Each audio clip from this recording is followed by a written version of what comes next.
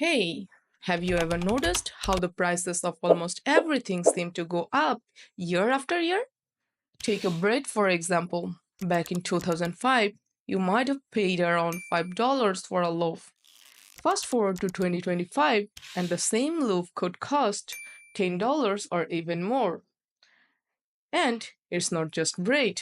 Remember that ice cream that used to cost $2? Now it's more like $4 or higher. And it doesn't stop at food. Think about other everyday items too. A decent pair of shoes that cost $18 or $19 in 2005. Now, for the same quality, you are likely paying around $40. So, why do prices keep going up? Why don't they just stay the same? Are sellers just raising prices every year to trick us? Actually, there is a bigger reason behind all of this. There's inflation. You've probably heard the term in the news or read it in newspapers. But what is inflation really? How does it happen? And more importantly, can it be controlled? In today's video, we're going to dive deep into the world of inflation, what it is, how it works, and how it affects our everyday life. Let's get started. So, what is inflation? Before jumping into any boring theoretical definitions, let's look at an example of everyday life. Let's say in 2010 you had $10. With that $10, you could buy one loaf of bread $2, 1 liter of milk $3, one bar of chocolate $2, 1 dozen eggs $3. Total $10.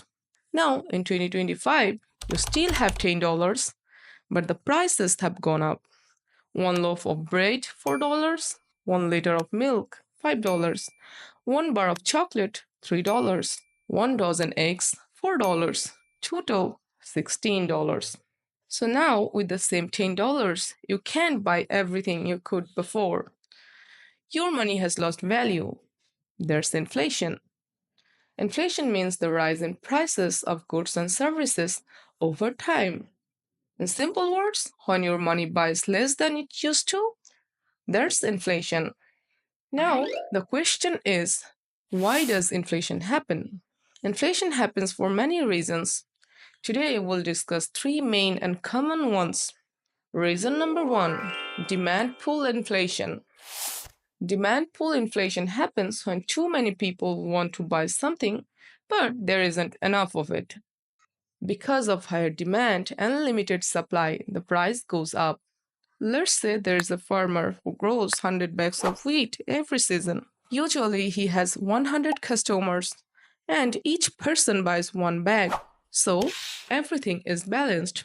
Now imagine suddenly 200 people come to buy wheat, but the farmer still has only 100 bags. What happens? Everyone is trying to buy from the same small stock. Some people offer to pay more just to make sure that they get a bag. The farmer sees that demand is high, so he raises the price of the wheat. So the price of wheat increases, not because it costs more to grow, but because when people are competing to buy the stuff, they are pulling the price up. There's demand pull inflation. Prices go up when demand is more than supply.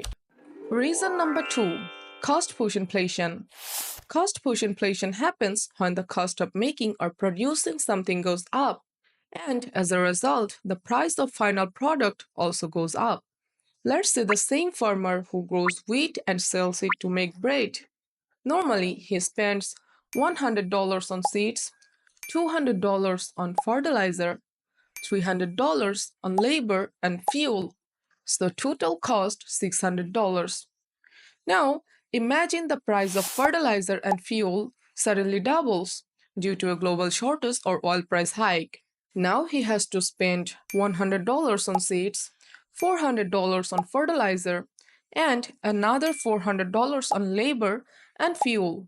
New total cost $900. Since his cost to grow wheat has increased, he now sells wheat at a higher price to make a profit, or he can at least cover his cost. This increase in price not because of higher demand, but because the cost of making stuff pushes the price up. is called cost push inflation. Reason number three, built in inflation. Built in inflation happens when prices go up and then people expect prices to keep going up. So they ask for higher wages or salary. Let's say in a town, the cost of living goes up. Food, rent, transport all become more expensive. Workers at a bread factory say, "We need more salary to afford these things." The factory owner agrees and increases their salary. But now the factory has to spend more money on workers. So to cover that, they raises the price of the bread. Now bread becomes more expensive.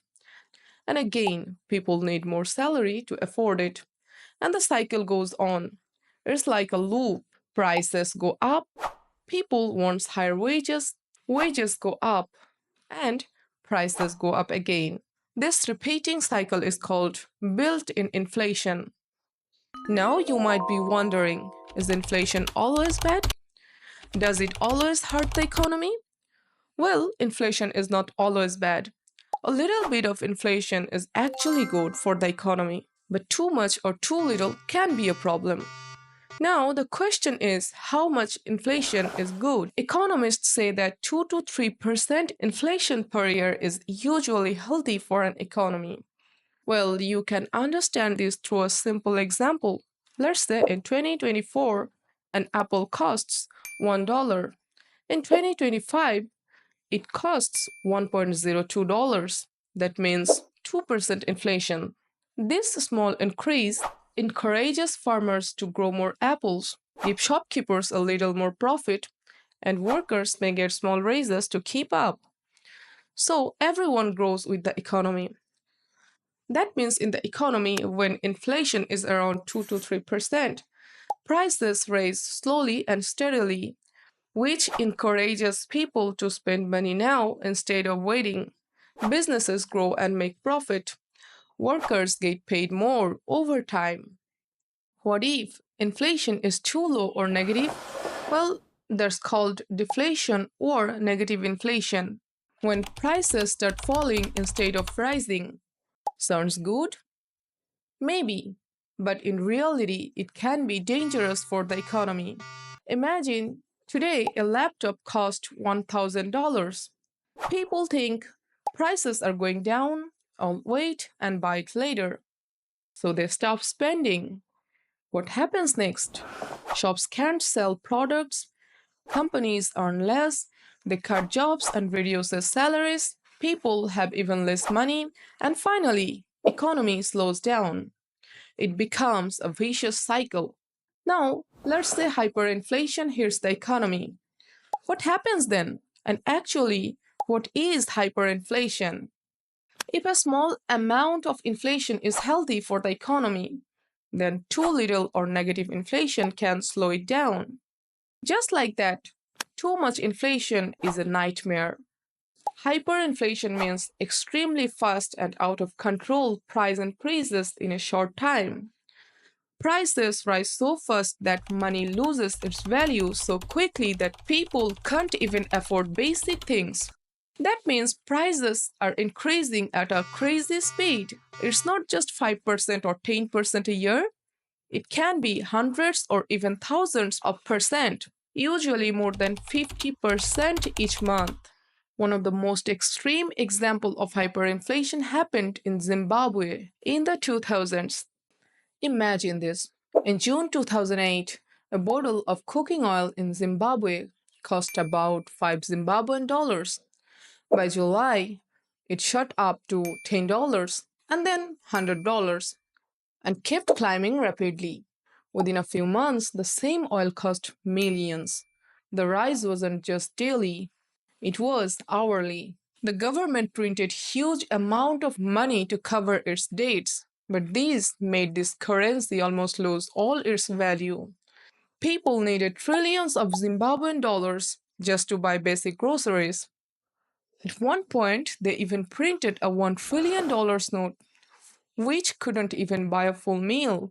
Eventually, the currency becomes so worthless that people started using foreign money like US dollars instead.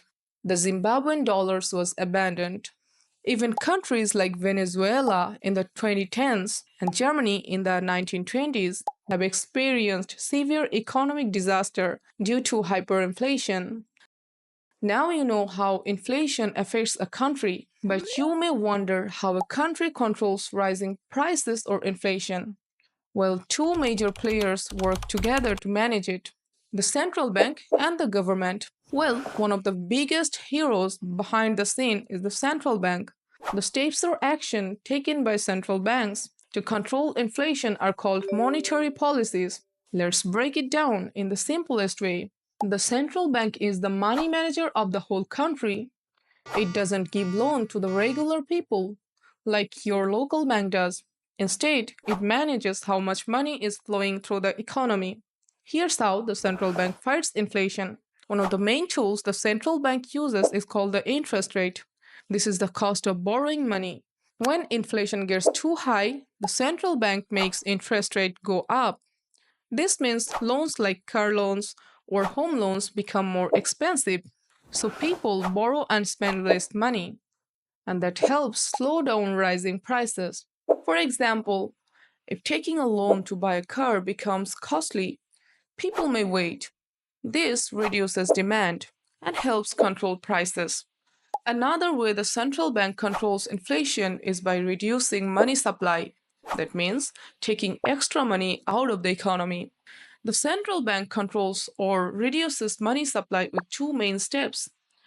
Step number one: selling government bonds to banks. That means taking money out of circulation. And by this, the central bank can reduce the amount of money flowing in the economy. Step 2: asking commercial banks to keep more money in reserves so they lend less. In summary, less money means less spending, means lower inflation. Now, what does the government do? While the central bank controls money, the government controls how much it spends and how much tax it collects. These are part of something called fiscal policy. Let's understand which common actions the government takes to control inflation. Action number one: reduce government spending. If the government is spending too much, like building roads, giving subsidies, or implementing other projects that can increase demand in the economy. So during high inflation, the government may cut down on spending to cool things off. Action number two: increase taxes. If people are spending too much, the government can raise taxes. That means people will have less money in hand, which reduces demand and slows down inflation. Action number three: control prices temporarily. In extreme cases, the government may fix or limit the prices of essential items like rice, fuel, or rent. By the way, this is a short term solution to protect poor people, but it doesn't solve inflation at its root. So, next time when you notice that your favorite snack cost more than it used to, remember it's not always because the shopkeeper is greedy. Inflation is a natural part of how our economy works. A little inflation helps the economy grow, but too much or too little can create serious problems. So, managing inflation is so important, and that's why the central bank and governments work hard behind the scenes to keep it in check. Okay, understanding inflation helps you make smarter financial decisions, whether you're saving, spending, or planning for the future. Thanks for watching, and don't forget to like, share, and subscribe for more easy explanation on money and the economy.